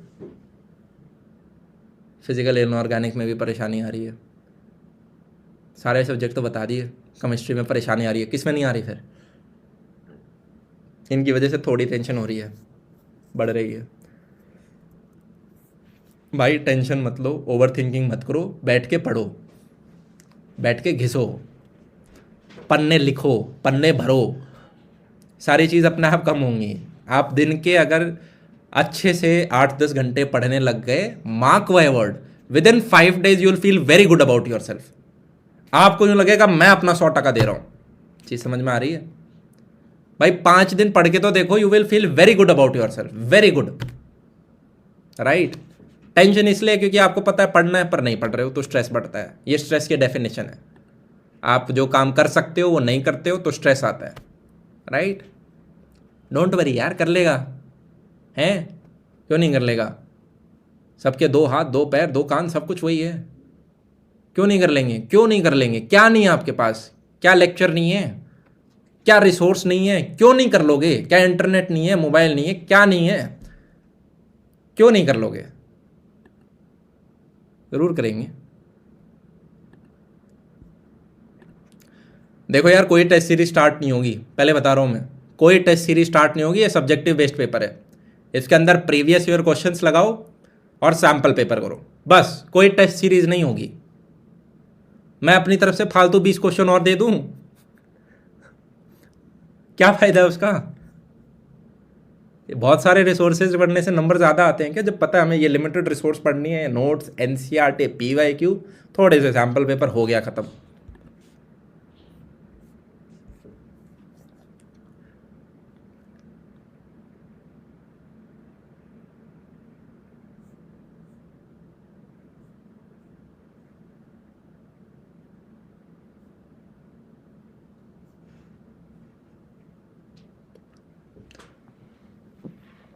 भैया मेरे को जो सब्जेक्ट पढ़ना है वो योद्धा बैच में नहीं है। मतलब आपका कोई 5th सब्जेक्ट है, यूट्यूब पे सर्च करो, मिल जाएगा यार।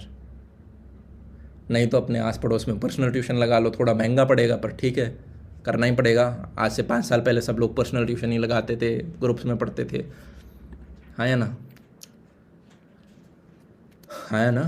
जो आपका स्कूल का टीचर है उसी से पूछ लो, वो अपने घर में ट्यूशन देता है क्या?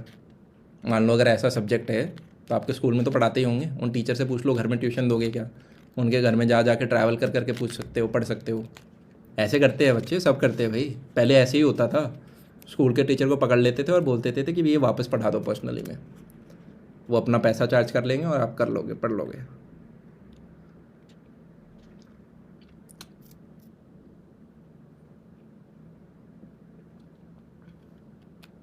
भैया कैसे मैनेज करूँ? बोर्ड भी दे रहा हूँ, एनडीए भी दे रहा हूँ, जेई भी दे रहा हूँ, सब दे लो। आपको डिसाइड करना पड़ेगा प्रायोरिटी 1 क्या है, प्रायोरिटी 2 क्या है और प्रायोरिटी 3 क्या है। और प्रायोरिटी 1 को जाएगा मेजॉरिटी टाइम, और प्रायोरिटी 2, 3 तो फॉर्मेलिटी है। चीज़ समझ में आ रही है आपको मैं क्या कह रहा हूँ? आप तीनों अच्छे से नहीं दे सकते, आप सिर्फ एक ही अच्छे से दे सकते हो। अब ये आपको देखना है कि आप कौन सा अच्छे से देख सकते हो या कौन सा आपके लिए बेहतरीन रहेगा। क्या आपके पास सफिशिएंट टाइम है उस चीज़ के लिए? नहीं, तीनों तो नहीं कर सकते, ठीक है। 2 फिर भी हो जाते हैं कि कोई बच्चा जेई की तैयारी कर रहा है, उसकी बहुत अच्छी तैयारी है तो वो बोर्ड में भी अच्छे नंबर ले आता है, वो ट्रू है, ठीक है। तीनों में थोड़ा दिक्कत हो जाता है कि किस किस के पीवाईक्यू करोगे, क्या क्या पढ़ोगे। भैया can you tell us a good time table? दिन में 2 सब्जेक्ट पढ़ो भाई, जैसे आपकी क्लासेस होती है, ठीक है। एक को मेजर सब्जेक्ट बना लो, एक को माइनर बना लो, एक को 6 घंटे पढ़ लो, एक को 4 घंटे पढ़ लो। रात को सोने से पहले इंग्लिश पढ़ लो। This is the best time table for board examinations. That's it. दिन में 4 घंटे की आपकी क्लास होती है, 6 घंटे की सेल्फ स्टडी। जितने घंटे की क्लास हो उसका 1.5 टाइम्स सेल्फ स्टडी होना चाहिए। 4 घंटे की क्लास होती है तो 6 घंटे की सेल्फ स्टडी, खत्म। 10 घंटे की पढ़ाई करनी है हमें। भैया what to do when even after reading properly I forget whatever? भाई रीड करने से किसी को याद नहीं होता यार, ऐसी शक्तियाँ किसी के पास नहीं है सिवाय रोबोट के चिट्ठी के अलावा, ठीक है। आपको जो पढ़ रहे हो पहले तो समझना होता है टीचर ने पढ़ाया क्या, वहाँ से समझ में आ गया। अब जो नोट्स दिए हैं या तो उन नोट्स को पढ़ते पढ़ते साथ में लिखो, सिर्फ रीड नहीं करना, लिखो। और फिर हम 3 से 4 बार पढ़ते हैं। और उसके बाद जो आपको शॉर्ट नोट्स दे रखे हैं ना, उनको है क्या, हर एक चैप्टर है, जैसे इंटीग्रेशन हो गया, उसको हमने 6 भागों में बांट दिया कि चैप्टर में ये 6 चीज़ें हैं, या कोऑर्डिनेशन केमिस्ट्री है, इसके अंदर ये 7 चीज़ें इंपॉर्टेंट है, 7 मेन हेडिंग है। तो आपको दिमाग में होना चाहिए, पहला यार ये पढ़ाया था, दूसरा ये पढ़ाया था, तीसरा ये पढ़ाया था टॉपिक, चौथा टॉपिक ये था, इसके अंदर ये 2 बाइफर्केशन थे, पांचवा ये था, यहाँ पे एक डायग्राम था, छठा ये था, यहाँ पे ये चीज़ें इस प्रकार से करते थे। आपको वो चीज़ें रटी हुई हों, कोर्स फ्लो पूरा रटा हुआ हो, लेक्चर रटा हुआ हो, ठीक है। तो the strongest way to memorise something is recalling. Recalling समझ में आ रही है? अरे यार इस चैप्टर में सबसे पहले क्या था, ये टॉपिक था, इसके अंदर 2 क्वेश्चन कराए थे सर ने, फिर ये वाली चीज़ थी, अच्छा ये फॉर्मूला क्या था, ये फॉर्मूला ये था, और आप रिकॉल कर रहे हो तो साथ साथ में लिख भी लो उस चीज़ को। तो जब आप रिकॉल करते हैं वो सबसे अफेक्टिव वे है, पर आप रिकॉल तब कर पाओगे जब आपने एक बार चीज़ समझ ली होगी, समझने के बाद नोट्स को 2-3 बार पढ़ लिया होगा, अब जो आपने पढ़ा है उसको आप रिकॉल कर रहे हो, क्या था भाई सबसे पहले पेज पे ये चीज़ें थी, अच्छा इसकी वैल्यू क्या थी, इसकी वैल्यू क्या थी, ये 4 वैल्यू मेरे को सीख समझ में आई। Use recall. वो बच्चे मत बनना जो देखे जा रहा है दूसरी जगह टेपे जा रहा है, देखे जा रहा है टेपे जा रहा है, देखे जा रहा है टेपे जा रहा है। रिकॉल तो करो। भैया मुझे समझ नहीं आ रहा है कि मेरा क्लियर हो पाएगा या नहीं, दिमाग में बहुत ज़्यादा कन्फ्यूजन है। अरे फिर से आप अपना बेस्ट दे दो, फिर क्लियर हो गया तो अच्छा, क्लियर नहीं हुआ तो ये समझ में आ गया कि ज़िंदगी में पढ़ाई से हमारा कुछ नहीं होगा, हमें कुछ और करना पड़ेगा। चीज़ समझ में आई, पर अपना 100% दो, 100% दोगे, गिल्ट नहीं रहेगा। मैं NSUT में BCA करना चाहती हूँ, क्या बिना JEE के मुझे BCA मिल सकता है? और मुझे साइबर सिक्योरिटी में जाने में बहुत इंटरेस्ट है, क्या मुझे उसके लिए सर्टिफिकेशन कोर्स लेना पड़ेगा? साइबर सिक्योरिटी के ऊपर अपना कॉलेज पे हमने एक वीडियो बना रखा है, वो देख सकते हो। NSUT में एडमिशन लेना चाहती हूँ, BCA करना पड़ेगा नहीं, ये मुझे चेक करना पड़ेगा। मैं जब तक कॉलेज में था तब तक BCA वहाँ पर नहीं होता था, अभी आया पिछले 1-1.5 साल में, ठीक है। मुझे चेक करना पड़ेगा किस एग्ज़ाम से एडमिशन होता है, सॉरी मुझे इसके बारे में आइडिया नहीं था, पर मैं स्टडी करके इस साल का जो NSUT का वीडियो बनाऊंगा उसमें ये चीज़ें ऐड कर दूंगा। वैसे एक चीज़ बताऊं, लास्ट टाइम मेरी मम्मी है ना मेरे कॉलेज में ऐसी कही थी NSUT में घूमने में, तो एडमिन के ऊपर एक बड़ा सा टीवी है, बहुत बड़ा टीवी जो सब बच्चों को दिखता है, और उसमें कॉलेज ने मेरा ही वीडियो निकाल रखा था जहाँ पे मैं NSUT कॉलेज को रिव्यू कर रहा था। समझ रहे हो? मतलब जिससे जितने भी नए बच्चे हैं उनको देखना हो तो उस बड़े से टीवी के ऊपर देख लें। और मैंने उस वीडियो के अंदर एक प्रोफेसर की बुराई भी कर रखी थी, फिर भी वो वहाँ पे चल रहा था, और वो प्रोफेसर कॉलेज का डीन है, मतलब उसके ऊपर कुछ नहीं होता, पर शायद उन्होंने नोटिस नहीं किया होगा।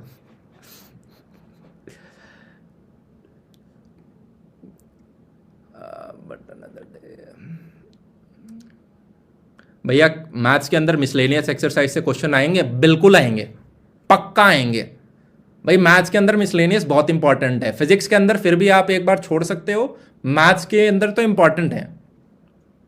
फिजिक्स में मैं छोड़ने के लिए तब बोलता हूं अगर आपके पास टाइम नहीं है, आप कुछ ही चीज़ें कर सकते हो, बाकी हम करके जा रहे हो तो उसमें कोई नुकसान नहीं है, ठीक है।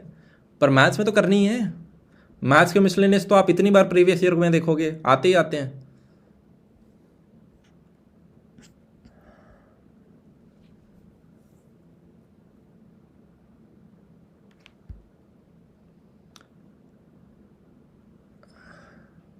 भैया मुझे एक क्लास को ख़त्म करने में 5 घंटे लग जाते हैं, because I right notes with class and I join the batch on. भाई 2 घंटे की क्लास को करने में 5 घंटे लग रहे हैं आपको, हैं?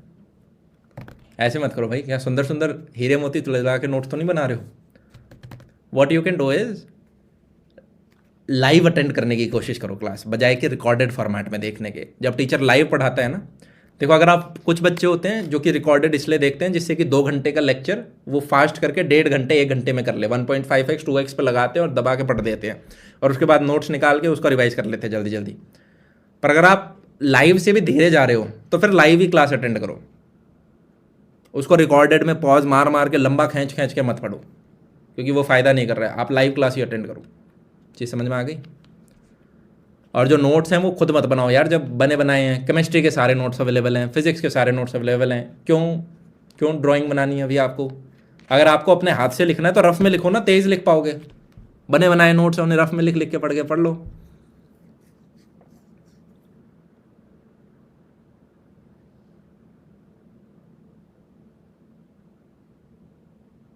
भैया मैंने 11वीं में JEE की प्रिपरेशन छोड़ दी थी, क्या मैं ड्रॉप ईयर लूँ?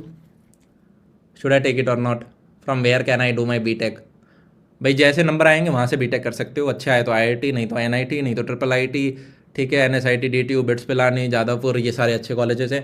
उसके बाद जितने जितने कम नंबर आते जाएंगे उतने उतने और नीचे जाते जाओगे। तो कौन से कॉलेज से एडमिशन करेंगे ये तो आपके नंबर्स के ऊपर डिपेंडेंट होगा, मतलब ठीक है। मैं तो बोल दूंगा आईआईटी बॉम्बे। हाँ, पर आप ड्रॉप ईयर लेके पढ़ सकते हो। काफ़ी बच्चे होते हैं जो 11th-12th में जेई नहीं पढ़ते और ड्रॉप ईयर में पढ़ते हैं, ठीक है। पर यार बहुत ही दबा के मेहनत करनी पड़ेगी, मैं मजाक नहीं कर रहा। ना आप दिवाली की छुट्टी ले सकते हो, ना आप होली की ले सकते हो, ना आप शादी ब्याह में जा सकते हो, ठीक है। बर्थडे भी 2 घंटे में मनाओ अपना। आपको हर दिन कंसिस्टेंटली 8 से 10 घंटे की पढ़ाई करनी ही करनी है। व्हाट्सएप वगैरह भूल जाना सारे, आपके दोस्त कहाँ कॉलेज में पार्टी बना रहे हैं, क्या कर रहे हैं।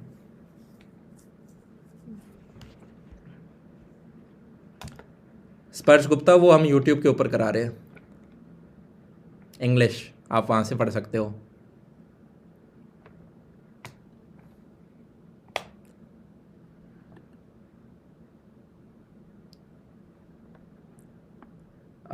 शिवांश, एलपीयू और चितकारा में से चितकारा बेटर रहेगा। एलपीयू मेरे होम टाउन में है, सो ये पॉइंट भी कंक्लूड करके प्लीज़ सजेस्ट करो। सभी तो पंजाब में है, लेफ्ट राइट ही तो है, इतना दूर थोड़ी ना है।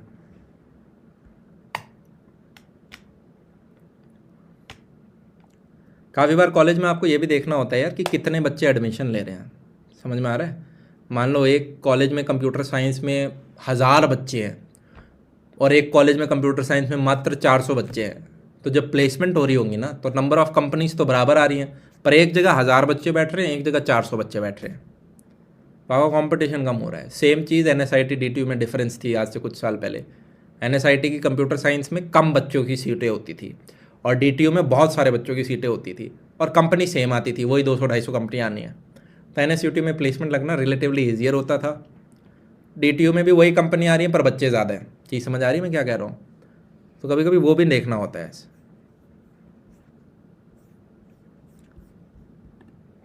भैया I love you to.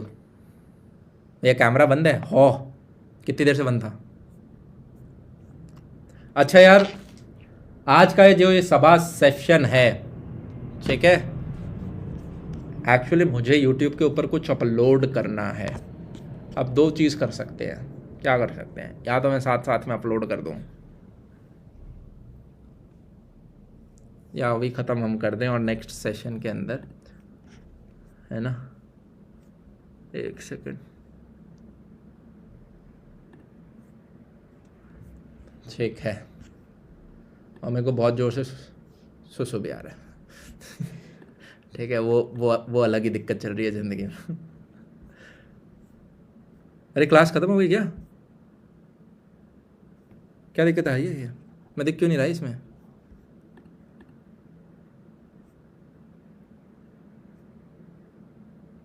Class ख़त्म हो गई?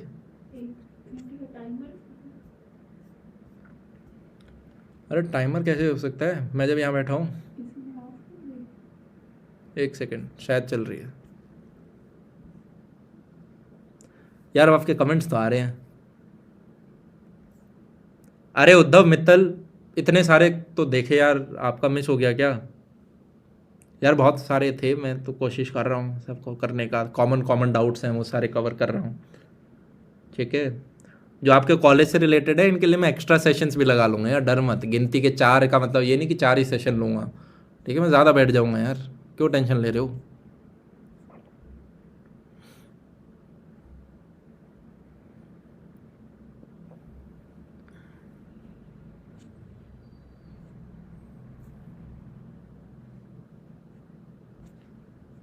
ओके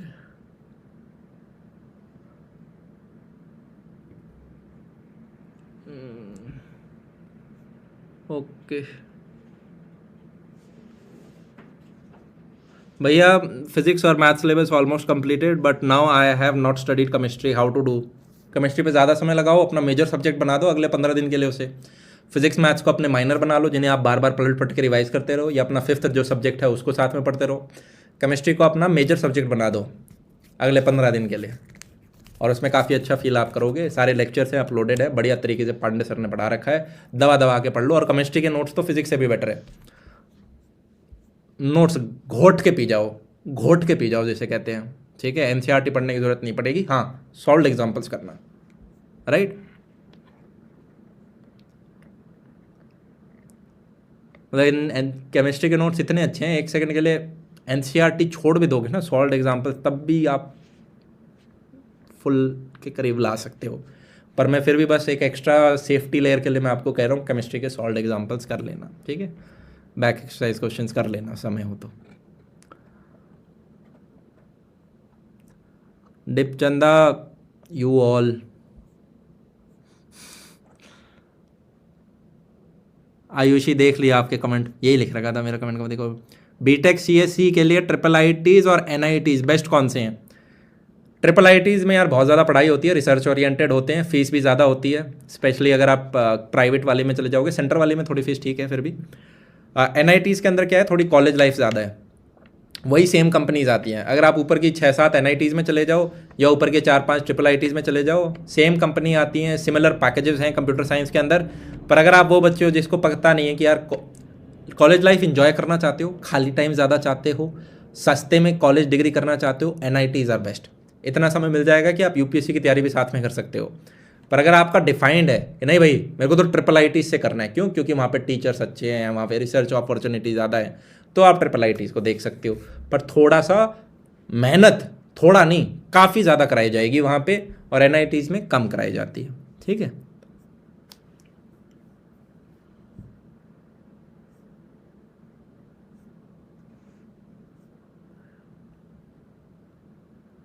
हाय निशांत भैया, मैंने आपके कितने लाइव सेशन किए पर जवाब में नहीं मिला, दूसरा सेशन है ये है। अरे यार ऐसा थोड़ा ना मैं जानबूझ के नहीं दे रहा, वो मैं एक बार में एक का ही आंसर मैं तो बोले ही जा रहा हूँ। आयु सिंगल, इन दोनों में से तो मेरे को एलपीयू ठीक लग रहा है, ठीक है। जो गाज़ियाबाद में इतना भी नहीं है, ये मेन मेन कैंपस नहीं है ये, राइट।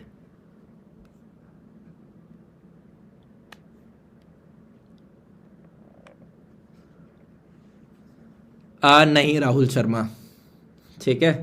एक बच्चा पूछ रहा है सीयूईटी से बीटेक कॉलेजेस में एडमिशन मिलेगा क्या, नहीं, वो जेई मेन से ही हो रहा होगा। अविरल आते हैं, आपके कमेंट भी आते हैं मेरे पास, थोड़े बस कमेंट्स ज़्यादा हैं और कुछ नहीं है।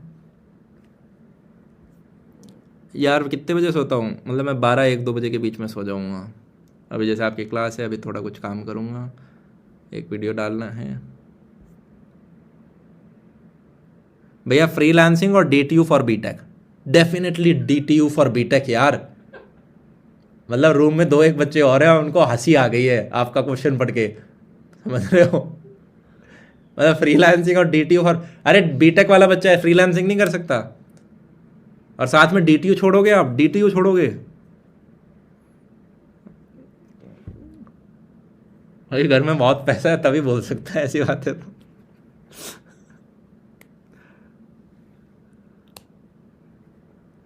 तनिष्क, आईआईटी इंदौर,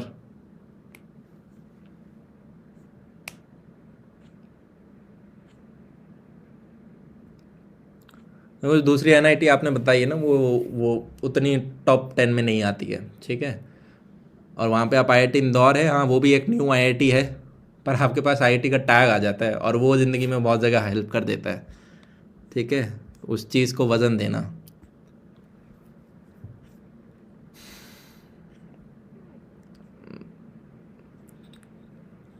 और ऐसा नहीं है मैं आईआईटी वालों को ज़्यादा कर रहा हूँ यार, मैं क्यों करूँगा, ठीक है। पर कुछ चीज़ें फैक्ट्स हैं।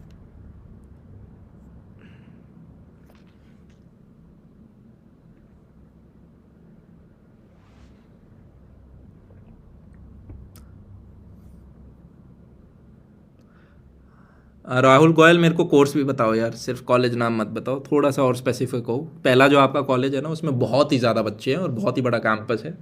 दूसरा वाला है, उसका भी गुड रेपुटेशन है, कोर्स का नाम भी बताओ साथ में। एनआईटी दिल्ली और डीटीयू, डीटीयू एनआईटी दिल्ली अभी अभी तो कैंपस बना है उसका, अभी तक तो ओल्ड कैंपस था। अच्छा कॉलेज है, देखो मैं गया भी था, बहुत प्यारे बच्चे हैं, सेमिनार लेके बढ़िया लगा था मुझे। पर डीटीयू ऊपर है, उससे काफ़ी ऊपर है अभी। एनआईटी रोड के लगा रैंक क्या होगा, अमंग IITs,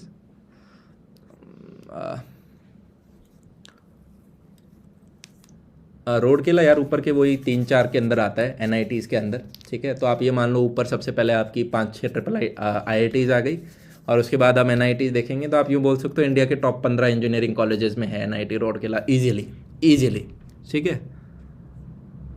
क्योंकि बिट्स पिलानी वगैरह ये सब भी है ना, समझ रहे हो, IIT हैदराबाद वगैरह ये भी हैं, तो 10 तो ऐसे ही हो जाते हैं ठीक है। आप टॉप 15 इंजीनियरिंग कॉलेजेस में बोल सकते हो इसको। यस रचित, चलो ठीक है यार, आज मैं आप सभी लोगों से यहीं पे विदा लेना चाहूँगा, ठीक है। बहुत बढ़िया लगा, आपके काफ़ी सारे बच्चों के मैंने डाउट्स देखे, राइट। फिर से मैं यही बोलना चाहूँगा, ये कॉलेज वाले जो आप पूछ रहे हो सारे डाउट्स, इसके लिए एक एक्स्ट्रा सेशन में लगा दूंगा यार मैं, जहाँ पे ब्रीफ करता हूँ, जिससे आपके सारे कॉलेजेस क्या हैं, किस प्रकार से आपके काफ़ी के डाउट क्लियर हो जाएंगे, राइट। अभी के लिए ओवर थिंकिंग वगैरह क्या करियर करना है उस पर जीरो टाइम लगाओ, जीरो, सारा टाइम अपना पढ़ाई के ऊपर लगाओ, पेपर दे देना, उसके बाद सिर्फ यही सोचना कि करियर में क्या करना है, उससे पहले कुछ नहीं, ठीक है। कोई फालतू किताब नहीं पढ़नी है, NCERT पढ़ो अपना, वीडियो लेक्चर्स देखो, वीडियो लेक्चर्स के बाद नोट्स पढ़ो, नोट्स के बाद अपने NCERT के सॉल्व एग्जाम्पल्स बैक एक्सरसाइज करो, मैथ्स के अंदर मिसलेनियस भी करनी है, और उसके बाद अपना PYQs, ये सारी चीज़ें अपनी करते रहो, और नोट्स को 3 से 4 बार जरूर घोटना है। ये समझ में आ गई। सैम्पल पेपर हम इसलिए करते हैं जिससे हमें पता चल जाए पेपर किस प्रकार का आएगा, हम उससे एलियन ना रहें, और हमें पता हो क्या हम टाइम पे कर पा रहे हैं या नहीं, ठीक है। तो एक बार सारी चीज़ें हो जाती हैं, फिर हम सैम्पल पेपर कर लेते हैं, PYQs से पहले अटेम्प्ट करते हैं। तब तक के लिए बाय, टेक केयर, बहुत ही बढ़िया लगा आप सभी लोगों से बात करके, गुड नाइट, ठीक है।